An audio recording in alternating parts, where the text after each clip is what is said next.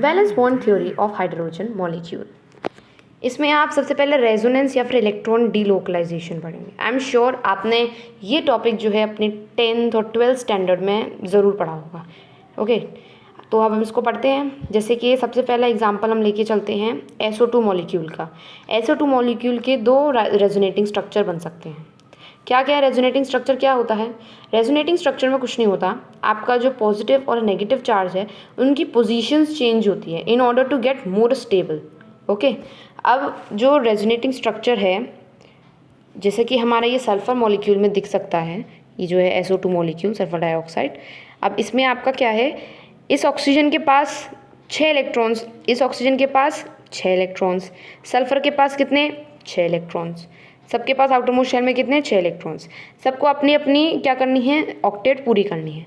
तो पहले मैंने बताया था आपको जो साइड वाले कॉर्नर एटम्स होते हैं उनसे स्टार्ट करनी है। तो यहाँ पर हम इसकी बॉन्डिंग पहले स्टार्ट करते हैं। तो यहाँ पर क्या हो जाएगा, 1 2 3 4, 4 तो वैलेंस इलेक्ट्रॉन्स हो गए, 5 6 7 8, इसका ऑक्टेट पूरा हो चुका है। देखिए यहाँ पर अब आपके पास 2 हाइड्रोजन है, सॉरी 2 ऑक्सीजन है। अब दोनों ऑक्सीजन में से अब आपको ये चूज़ करना पड़ेगा कि आप किस वाले ऑक्सीजन को जो है जल्दी बॉन्डिंग कराओगे। मान लो पहले हम इसकी जल्दी बॉन्डिंग कराते हैं। तो 1 2 3 4 5 6 हमने इधर रख दिए, ठीक है ना। एक सेकेंड दोबारा बनाते हैं थोड़ा अच्छे से। यहाँ पर हमारे पास सल्फ़र और यहाँ पर हमारे पास अभी सिर्फ एक एक लेके चल रहे हैं, ठीक है।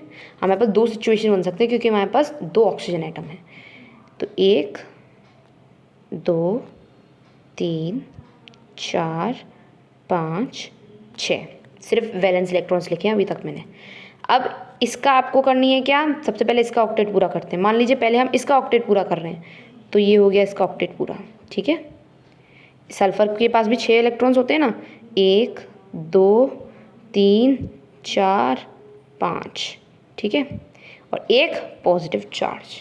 क्यों है पॉजिटिव चार्ज? ये पॉजिटिव चार्ज ये शो कर रहा है कि उसने अपना एक इलेक्ट्रॉन किसी को तो डोनेट किया है, तभी यहाँ पर इसके ऊपर पॉजिटिव चार्ज आया है। ओके, अब हमारे पास ये हो गया। अब हम इसके बाद यहाँ पर इसको बढ़ते हैं, 1 2 3 4 5 6, ठीक है। एक सेकेंड, 5 6 हो गए। अब यहाँ पर आपका नेगेटिव चार्ज और आ गया और यहाँ पर आपका एक 7 आ गया। अब ये नेगेटिव चार्ज क्या शो कर रहा है कि उसने एक इलेक्ट्रॉन लिया है। यहाँ सल्फर का पॉजिटिव चार्ज मतलब उसने एक इलेक्ट्रॉन दिया है, और ऑक्सीजन का नेगेटिव चार्ज मतलब कि उसने अपना एक इलेक्ट्रॉन जो है वो लिया है एक्स्ट्रा, तो उसका ऑक्टेट हो गया पूरा। अब इस तरीके से एक रेजोनेटिंग स्ट्रक्चर बन गया। उसी तरीके से आपका ये वाला रेजोनेटिंग स्ट्रक्चर बनेगा। अब इस केस में क्या होगा, आपने पहले इसकी ऑक्टेट पूरी करनी है और इसका और इसके बीच में लेन देन करना है। इसमें हमने इसकी और इसके बीच में लेन देन किया था, ठीक है। दोनों ही जस्ट उल्टे उल्टे हैं एक दूसरे के। वरना अगर हम सिंपल स्ट्रक्चर बनाएं सल्फर डाइऑक्साइड का, तो कैसे बनेगा आपका, ये देखिए नॉर्मल सा स्ट्रक्चर बन जाएगा आपका। 1 2 3 4 5 6 7 8, 1 2 3 4 5 6 7 8, ठीक है। और इसके 1 2 3 4 5 और 6, देखिए सबका ऑक्टेट पूरा हो गया, कितना सुंदर सा बन गया।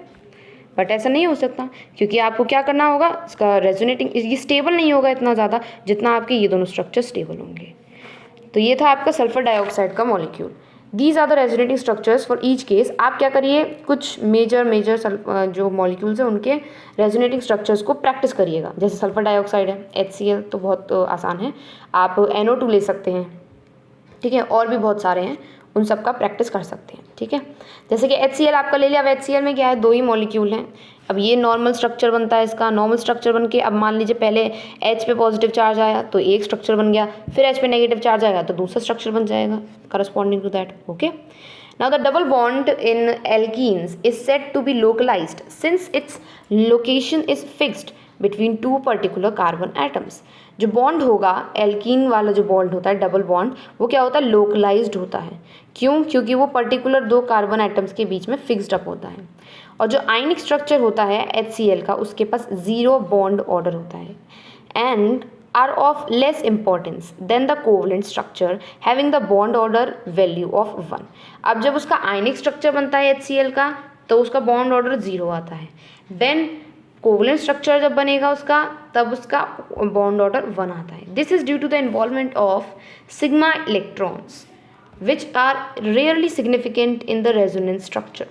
Resonance structure in majority of cases involve variable distribution of pi electrons. Hence the resonance is also known as a delocalization of pi electrons. ठीक है, तो यहाँ पर एक बेसिक सी बात बताई गई है कि डीलोकलाइजेशन क्यों बोला गया है। वो इसलिए बोला गया है क्योंकि जो इनके पास पाई इलेक्ट्रॉन्स होते हैं, if you do not know what is pi electrons, let me tell you. अब आप अगर इसको कंसिडर करते हैं इस वाले स्ट्रक्चर को, तो इसमें देखिए सिर्फ एक बॉन्ड है, ये एक बॉन्ड है, ये एक बॉन्ड आपका क्या शो कर रहा है, ये एक सिग्मा बॉन्ड है। अब यहाँ पर एक बॉन्ड आगे वाला पहला वाला बॉन्ड सिग्मा बॉन्ड शो करेगा, बट दूसरा वाला बॉन्ड पाई बॉन्ड शो करेगा। ठीक है, मतलब ये हुआ कि डबल बॉन्ड में जो दूसरा वाला बॉन्ड होता है, आप कोई किसी को भी दूसरा मान सकते हैं, इट्स नॉट नेसेसरी कि ऊपर वाले को दूसरा मानिए। तो जो दूसरा वाला बॉन्ड होता है वो आपका पाई बॉन्ड होता है हमेशा। ओके, मान लीजिए यहाँ पर आपके 3 बॉन्ड बन रहे हैं, एन के बीच में क्या बन रहे हैं, 3 बन रहे हैं। तो पहला वाला सिग्मा होगा, दूसरा वाला पाई होगा, तीसरा वाला भी क्या होगा, पाई होगा। मतलब कि पहले को छोड़ के बाकी सारे पाई इलेक्ट्रॉन्स होंगे, बस सिर्फ पहला वाला सिग्मा इलेक्ट्रॉन होगा। Is it clear? तो यही बोला गया है आपको, क्या बताया गया है कि एक स्ट्रक्चर में जब आप पाई इलेक्ट्रॉन्स का डीलोकलाइजेशन करते हैं, मतलब कि उसकी शिफ्टिंग या फिर उसको इस तरीके से मूव करना जिससे कि वो और स्टेबल हो जाए, उसको हम रेजोनेटिंग स्ट्रक्चर्स कहते हैं। ठीक है, इसीलिए हम इसको डीलोकलाइजेशन ऑफ पाई इलेक्ट्रॉन्स भी कहते हैं। हम आगे बढ़ते हैं। Some structures may be of lower energy than the other and hence make the major contribution to the hybrid. अब कुछ स्ट्रक्चर क्या होते हैं, कम इंपॉर्टेंस के हो सकते हैं। ठीक है, कुछ स्ट्रक्चर कम इंपॉर्टेंस के होते हैं, कुछ स्ट्रक्चर ज़्यादा इंपॉर्टेंस के होते हैं। अब वो मेजॉरिटी जो है वो हाइब्रिड्स की जो कुछ स्ट्रक्चर्स होते हैं आपके, अब उसमें मेजॉरिटी कंट्रीब्यूशन जो होता है वो हाइब्रिड्स में लग जाता है। अब हम आगे देखेंगे इसमें किस तरीके से होता है। नेक्स्ट पे मूव करते हैं। Resonance forms of a given species differ in the arrangement of electron and not in the arrangement of nuclei. Okay, resonance में क्या होता है, जो पाई इलेक्ट्रॉन्स हैं उसका डिफरेंट अरेंजमेंट होता है, तो पाई इलेक्ट्रॉन्स की शिफ्टिंग होती है and at the same time nuclei के साथ कुछ भी नहीं होता, न्यूक्लियाई का पे कोई असर नहीं पड़ता, सिर्फ किस पे असर पड़ता है, पाई इलेक्ट्रॉन्स पे। In the case of resonance structure have charge separation, two atoms that are bonded together should not have formal charge with the same sign। मतलब कि रेजोनेंस स्ट्रक्चर में क्या है, अगर 2 एटम्स के बीच में सेपरेशन हो रहा है तो दोनों बॉन्डेड एटम्स जो है उनका फॉर्मल चार्ज सेम साइन का नहीं होना चाहिए। जैसे कि यहाँ पर नाइट्रोजन और यहाँ पर एक नाइट्रोजन, दोनों का साइन क्या है, अलग है, डिफरेंट है। इस तरीके से तो मतलब उनका फॉर्मल चार्ज जो होगा ना वो सेम नहीं होना चाहिए। साइन तो भले ही चलो हो सकता है, फॉर्मल चार्ज सेम नहीं होना चाहिए। और फॉर्मल चार्ज मैंने आपको ऑलरेडी एक्सप्लेन किया है कैसे निकालते हैं। Okay, the contributing structure should be so written that unlike charge resides on neighbouring atom. कुछ इस तरीके से होना चाहिए कि अनलाइक चार्ज जो है वो इसके जस्ट बगल वाले एटम पे आए। ठीक है, जैसे कि आपका ये इन सब के जो फॉर्मल चार्ज हैं वो अलग अलग होंगे। ओके, आगे बढ़ते हैं हम। The structures without the formal charge are more important than one with the formal charge. ये मैंने आपको पहले ही एक्सप्लेन किया था, ये वही बात है जो मैंने प्रीवियस वीडियो में बताई थी। जिसका फॉर्मल चार्ज नेगेटिव होता है वो ज़्यादा इंपॉर्टेंस का होता है, देन जिसका चार्ज 0 होता है वो उससे थोड़ा सा कम इंपॉर्टेंस का होता है, और जिसका चार्ज पॉजिटिव में 1 होता है वो तो सबसे ज़्यादा ही कम इंपॉर्टेंस का होता है। ठीक है, ये किसके बारे में बताया है, फॉर्मल चार्ज के बारे में। ओके, आगे बढ़ते हैं हम।